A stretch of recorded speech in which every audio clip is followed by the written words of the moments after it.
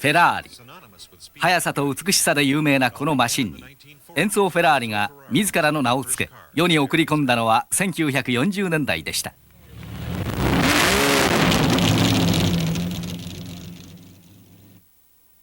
フェラーリ第1号はエンジンデザイナーのコロンボ設計による2リッター V12 気筒フロントエンジン166スパイダーコルサです。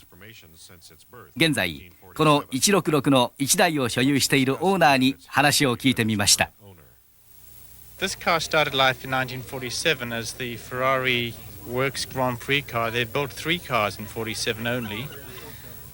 This particular car was then used by Sommer in the Turing Grand Prix, which he won with this car. It then went through, it came back to the factory, was rebodied, and then sold to Gabriel Pisana, an Italian nobleman. And as such was also the very first Ferrari ever sold. From there he raced it in Italy, on the continent, and then down in South America. It was subsequently sold, and then I assume it came to the States somewhere in the early 50s. From then it was rebodied and was allowed to run itself right down into the ground. I guess the motor stopped and it just got dirty and ugly. And at that stage, Stanley Nowak bought the car and subsequently sold it on to Anthony Bamford in England, who's a notable Ferrari collector. コーエンとザンケルがバムフォードから買い取った時、その姿は随分様変わりしていて、製造当時の写真や図面を調べながら車をすっかり元通りにするには3年の歳月を要しました。Actual serial number is 002C, and the legend is that the Italians were superstitious about odd numbers being the numbers of racing cars. So when this came out with the Ferrari badge on it, the first one to carry the badge, why it was designated 002C. オリジナルパーツの少ない初期の車を元通り復元するのは彼らにとって大変な作業でした。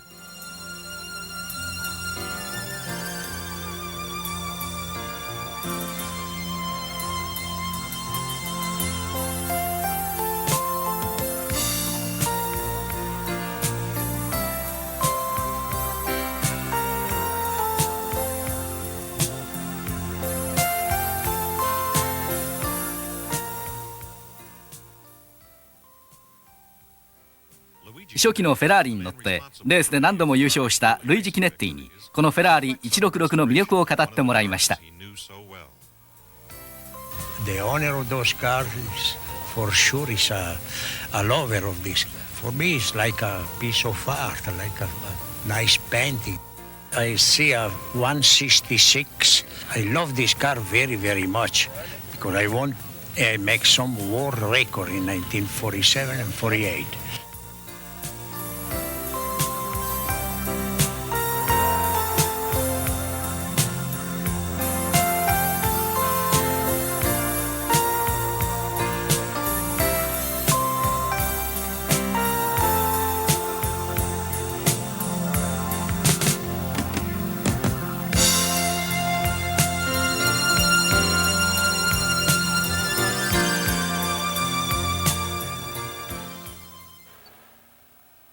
50年代初期ヨーロッパのレースではメルセデス 300SL そしてジャガー D タイプが上位を占めていました。しかし58年フェラーリが再び王座につきました。ショートタイプとロングタイプの2種類のホイールベースを持つ250シリーズの登場です。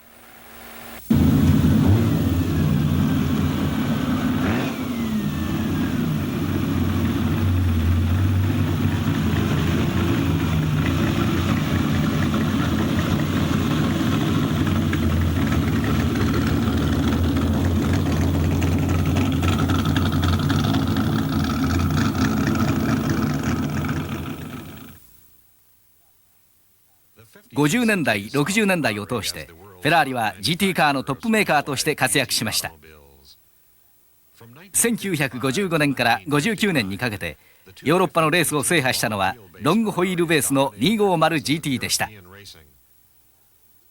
その間に開催されたトゥール・ド・フランスでは毎年優勝を飾ったのです。1959年10月ついに新しいベルリネッタが生まれます。250SWB、ショートホイールベースがゆえに SWB と呼ばれるこのタイプは、以前の250のシャーシに基づき、ピニン・ファリーナが新しくデザインしたもので、レース用と市販用の両方を意識したものです。スカリエッティはこの車の製作を担当し、ピニン・ファリーナのデザインコンセプトを貫いた美しいボディに仕上げました。3年間で175台の 250SWB が生産されました。その多くはスティールボディにアルミのドアとフードを取り付けたものでした。しかしこのマシンのようにオールアルミ製のものも作られました。レース仕様のマシンでは両サイドとリアのウィンドウはプラクシグラス製で、トリムとバンパーはアルミ製になっています。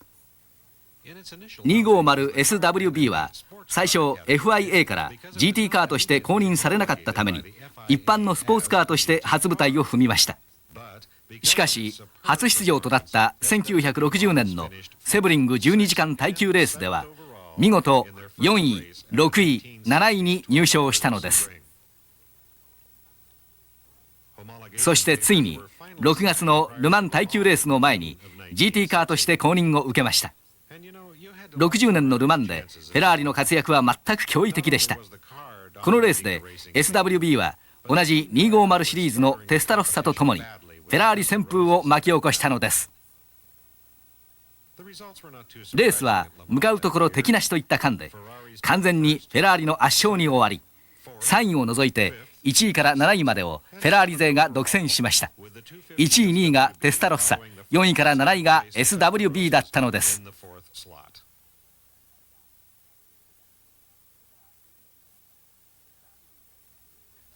それから6年の間 SWB はトゥール・ド・フランスにおいて1位から3位までを独占し続けるという名誉に輝いたのでした。車の信頼性を維持するためにフェラーリは大幅なモデルチェンジを避けました。そんなわけでコロンボのデザインした250シリーズの V 型12気筒エンジンは長い間活躍したのです。現在のオーナービル・スウォートの話を聞いてみましょう。Built in 1960, and it was owned by a Portuguese driver who became Portuguese champion in it in several hill climbs and races he did. And he raced it for about 3 years, and then the car went into a museum of Dr. de la Cerda in Portugal also. And he had it in the museum until the early 70s. And then his son took it to England, and I bought it in 1975 in England. 50年代と60年代初期のアメリカはレーシングブーム。アメリカのサーキットもフェラーリ活躍の舞台となりました。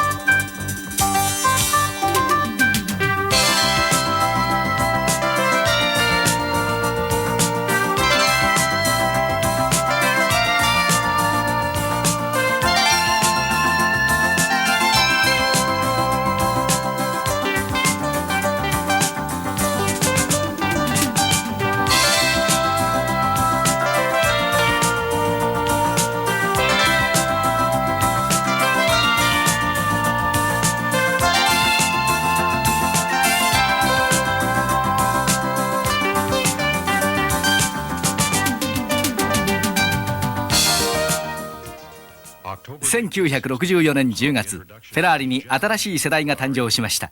275GT ベルリネッタです。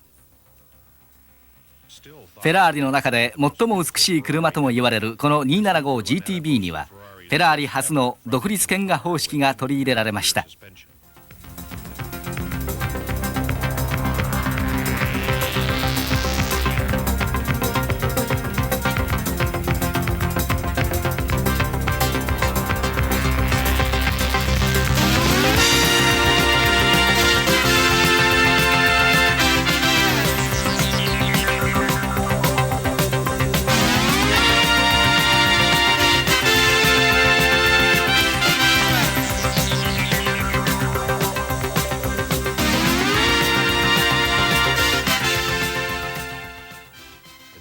エンジンは 3.3 リッター V12 気筒にスケールアップされ、内径77ミリ、高低59ミリのショートストロークで設計されました。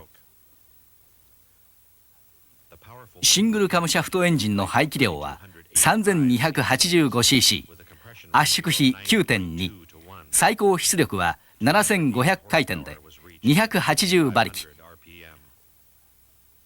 初めて作られたショートノーズタイプの車で、ラジエーターが大きく、ボディは丸みを帯び、速く走ることに徹した車です。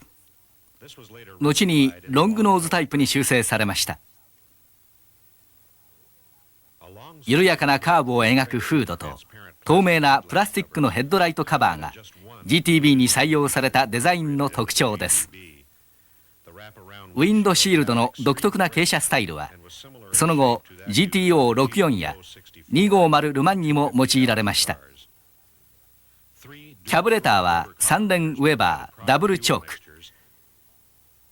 エンジンにはディストリビューターとオイルフィルターがそれぞれ2つずつついています。ディストリビューターは各々のカムシャフトによって作動しています。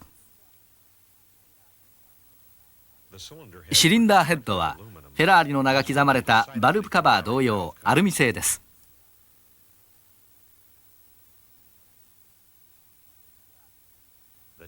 275GTB はフェラーリの名に恥じない卓越した車で、ミレミリアの血を受け継ぐサーキットと路上を走る最高のマシンと言われています。また GTB を改良し台数を限定して製作されたのがフェラーリ GTB-C タイプです。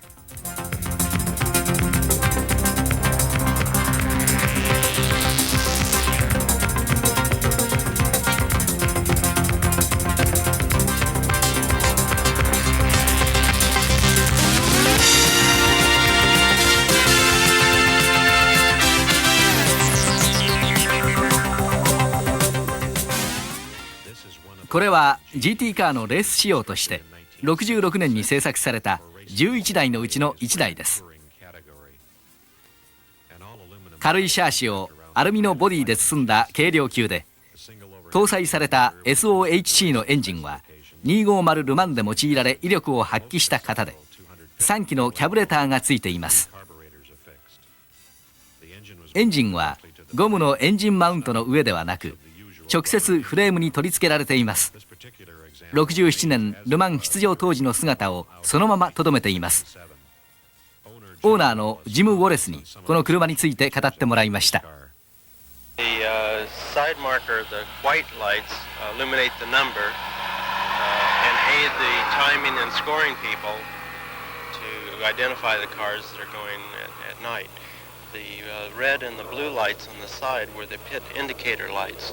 Each team had a different marking. Some teams had the lights on the top, some teams preferred them on the side, and it just helps the pit people know as their cars are coming down the pit lane to be prepared to refuel and change the tires, whatever the car needed at the pit stops. This car, is unique in the fact that it's the only one that was produced at the factory with the outside filler cap. GTB-C はシャーシが軽く作られ、さらに装備された2つの燃料タンクには178リットルのガソリンが搭載可能のため、長距離レース向きの車と言えます。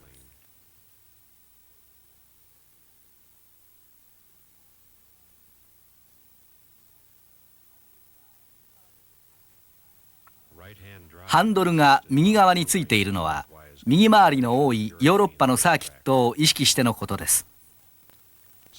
フロントホイールは幅7インチ計15インチ、リアホイールは 7.5 インチ15インチのボラーニ社レース用ホイールです。それでは 275GTB-C がワインディングロードを駆け抜ける美しい姿と V12 の発する快適なフェラーリサウンドを楽しむことにしましょう。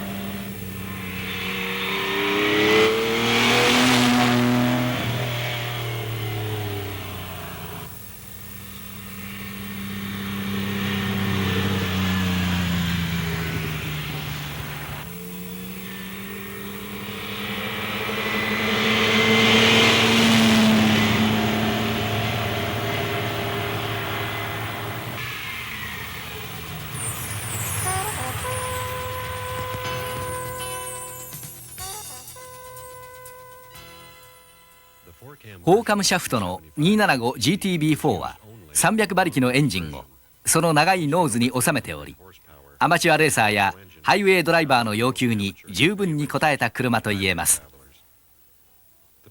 初期の GTB-4 ではいろいろと問題の多かったドライブシャフトも後のモデルでは改良され、振動を最小限にとどめることに成功しました。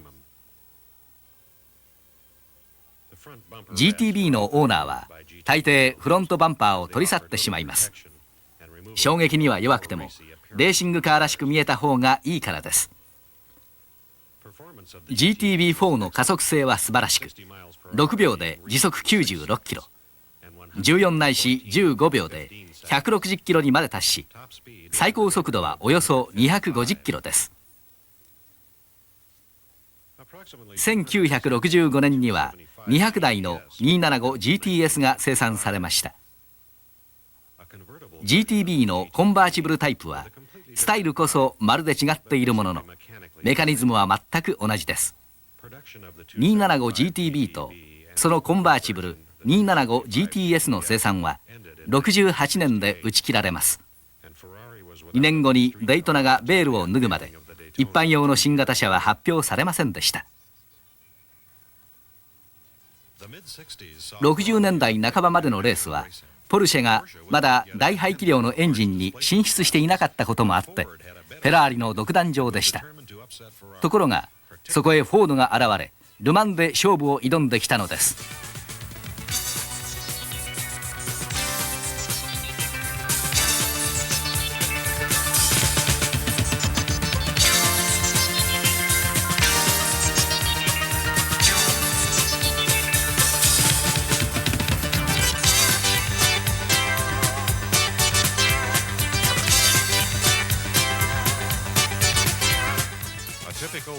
おなじみのルマン式スタート、フェラーリとフォードは互いに火花を散らします。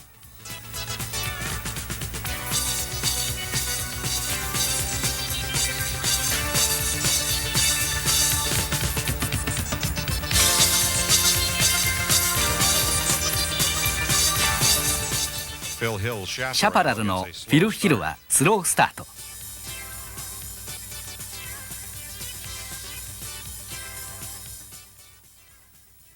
レースを始める前に勝負はついていました。フォードチームのガーニー・フォイトが乗るマーク4は500馬力で燃費がリッター 2.75 キロ。フェラーリチームはこのデータに愕然としました。フォードのマシンがフェラーリの P4 より227キロも車重が重いにもかかわらず P4 とほとんど変わらない値だったからです。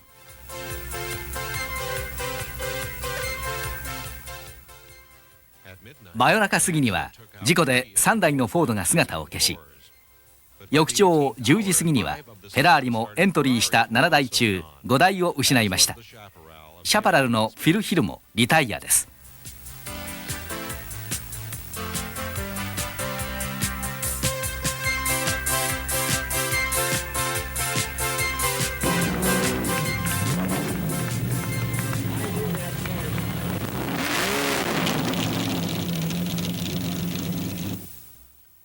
プロトタイプはとてもエキサイティングです。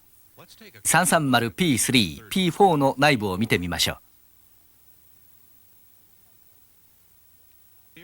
P3 のオリジナルエンジンは4リッターのダブルイグニッション方式で8000回転で420馬力でした。しかし新型の P4 では P3 同様のルーカス燃料噴射に加えフランコロッキ設計のエンジンを使用し、圧縮比は11、8200回転で450馬力とパワーアップしました。しかし P シリーズは短命に終わりました。なぜなら68年に FIA がプロトタイプの排気量を3リットル以下に制限したからです。この決定に腹を立てたフェラーリは1970年に512をデビューさせるまで新型プロトタイプを作っていません。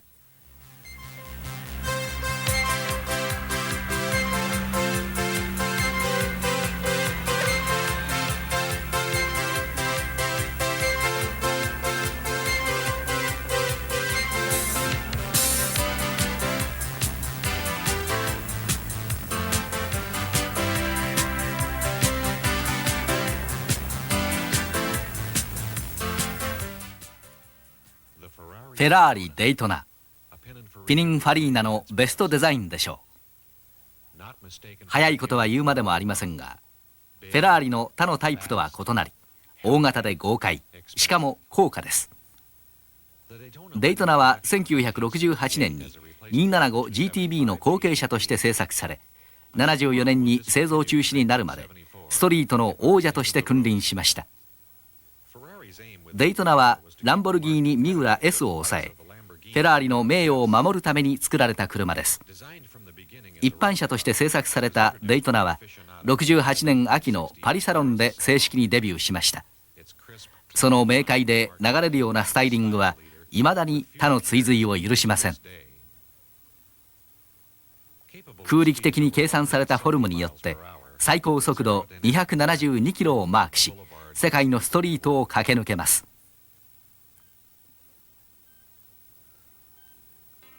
デイトナクーペは洗練された魅力的な GT カーですが、その妹分も非常に有名です。デイトナスパイダーです。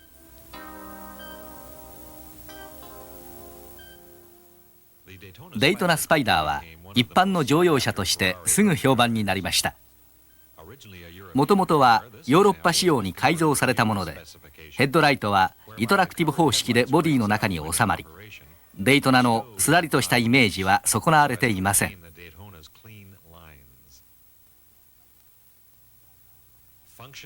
デイトナスパイダーはドライバーをしっかりホールドするバケットシート、エアコン、そして5段ミッションを備えることによって一層その軽快さを増しています。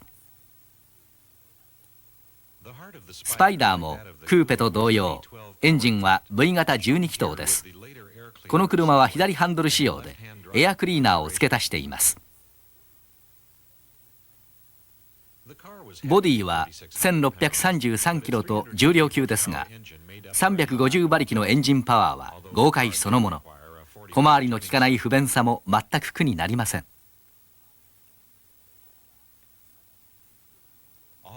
デイトナはいまだに根強い人気を持つモデルです。特にコレクターの間での人気は高く、デイトナのオーナーはどこへ行ってももてはやされます。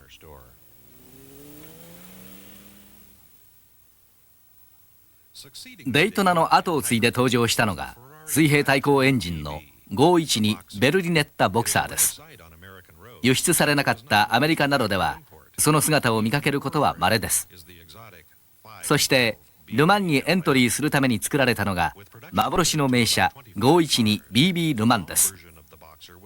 この車は25台しか作られなかったので、ストリートではもちろん展示されている姿もほとんど見られません。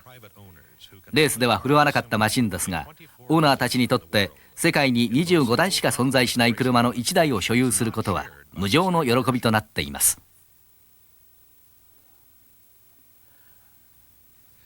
では BB ルマンのドライビング感覚をベテランドライバーフィル・ヒルとともにラグナセカのサーキットで味わってみましょう。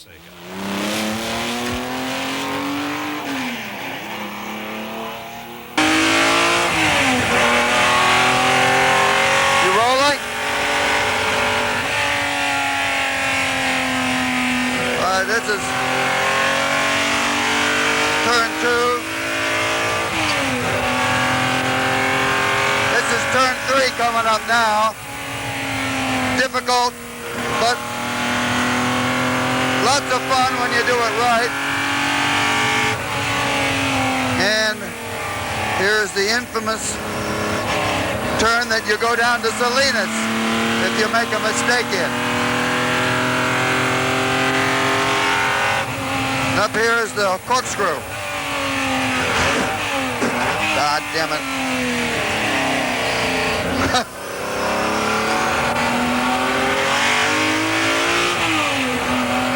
Here we come down to turn 7. This is a difficult one. Probably the most difficult one on the whole circuit.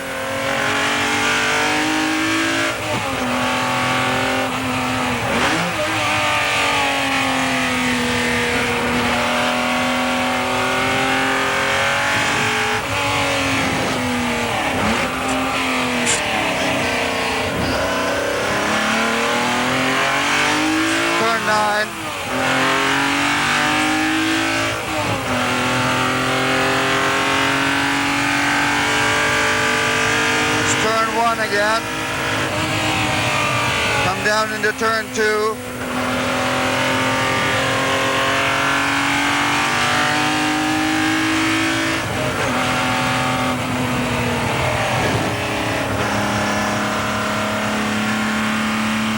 Here we come up under the bridge again. This is where you go down to Salinas if you goof.1985年、何年かの葛藤を経てついに12気筒がアメリカで認められる日が来ました。テスタロッサが環境保護局と運輸省の基準に合格したのです。テスタロッサは永遠のフェラーリというべき名車で、なおかつ大変儲けさせてくれる車であるとフェラーリ輸入ディーラーは言っています。Is really the first legal 12-cylinder that Ferrari has produced in a long, long time that can be imported in the United States without worrying about EPA and DOT requirements. And that in itself has made the car very, very popular. The other aspect of the Testarossa is that Ferrari is only going to bring 125 to 150 a year into the United States. You know, I can sell that many alone in Newport Beach. So car is a good investment.人々の心を揺さぶる不思議な魅力を持つテスタロッサ。この車にはフェラーリの技術のすべてが注ぎ込まれているのです。There's vast improvements over the older car. The big improvement I noticed is the clutch. The clutch is easy to operate. A woman can drive the car without feeling any tension on the clutch. It's cool inside the car. When you compare that car with a Boxer, they've taken and modified the radiators and put them behind the driver so you don't have all that hot water running underneath the driver's compartment. It's quiet. It's easy to handle in traffic. I can go on and on all day why that car would be valuable in years to come.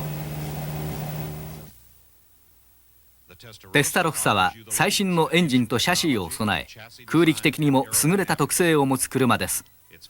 5段ミッションが心地よいスピード感をもたらすこの車はフェラーリの最高峰と言えるでしょう。これこそまさに私たちの夢の車なのです。